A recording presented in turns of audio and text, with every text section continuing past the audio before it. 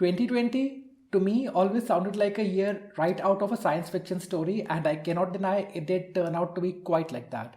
Not in the best way possible, but it surely did. I'm not going to discuss anything more about it, but I'm just going to talk about the top 5 books that I read this year which I really enjoyed. Now, please do note that these books were not particularly released in this very year. I just happened to read them this year and I loved them.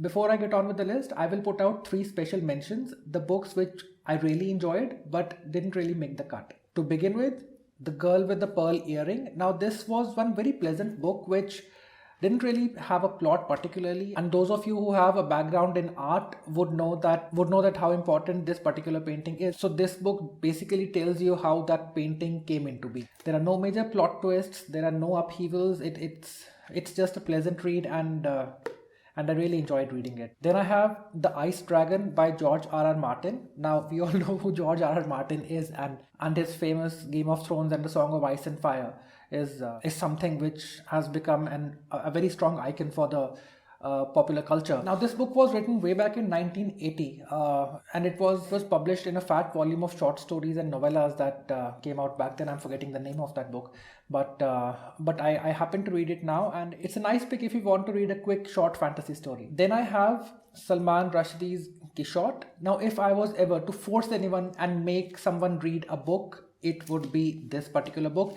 I can't say that I enjoyed reading it. It was quite a drag for me. You can watch the detailed video that I made after reading this book, but this book has so much to say which I think everyone needs to read and listen to.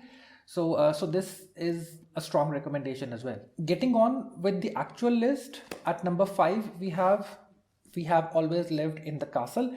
Now, this one book is written by Shirley Jackson. We all know who she is. She has written The House on the Haunting Hill, which was recently adapted for the very successful Netflix series.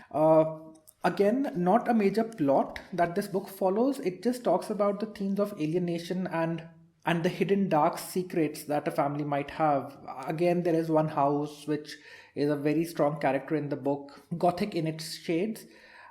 This is one book that I really enjoyed reading, and again, it's a strong recommendation. At number 4 is The Way of Kings by Brandon Sanderson.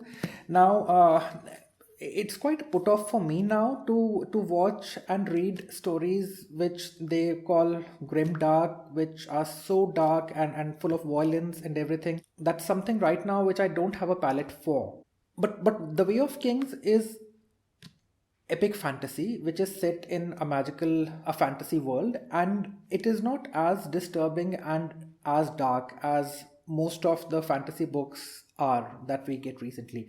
It's a fat volume, as you can see, but it doesn't feel to be that long a book when you sit down to read it. It's got the perfect balance of detailing and the plot progression, that it's a very easy read. I was surprised to know that how quickly I finished it as opposed to the length of the book. So if you have an appetite for fantasy, this is something that I'm pretty sure you will enjoy.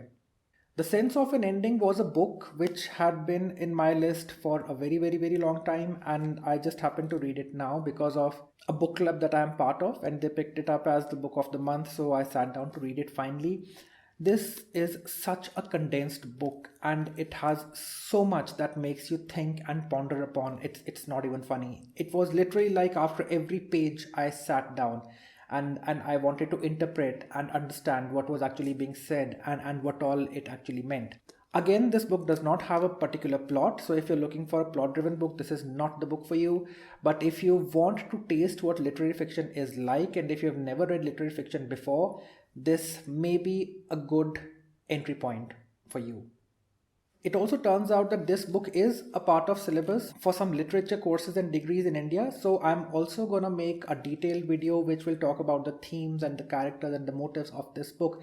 I did go out and check out a few videos which were meant for students who were reading this book as a part of the syllabus, and I have to say it's not how literature should be taught. If I was to watch that video before reading this book, I would have never picked it up.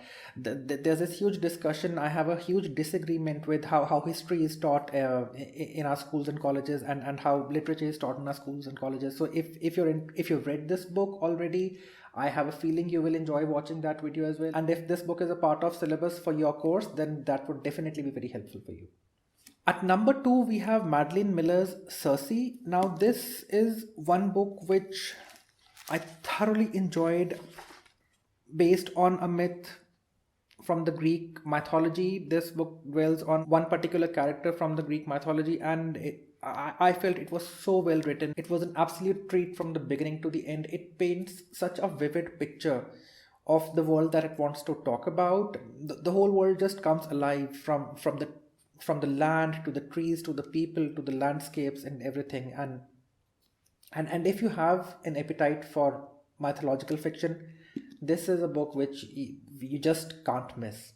At the top of the list, at number 1, we have All the Light You Cannot See. Now, again, literary fiction. So if you're thinking of a plot driven book, this is not so. But if you're looking for a book which would make you think and reflect and add on to your maturity, then this book is definitely a strong recommendation. Again, I have made a detailed video for this book in which I talk about the book at length, so you can go and watch that if you're interested to know more about this book. But this was one of the most delicious books that I have read this year. So what was your year like? Which all books did you read, which you loved, which you didn't like? I would love to hear more from you. And also, if you've read these books and if you want to discuss anything about them, please do comment and we can have a discussion there. Wishing you all a very happy new year. Hope we read more and more next year and it turns out to be better than what we had this year. Cheers.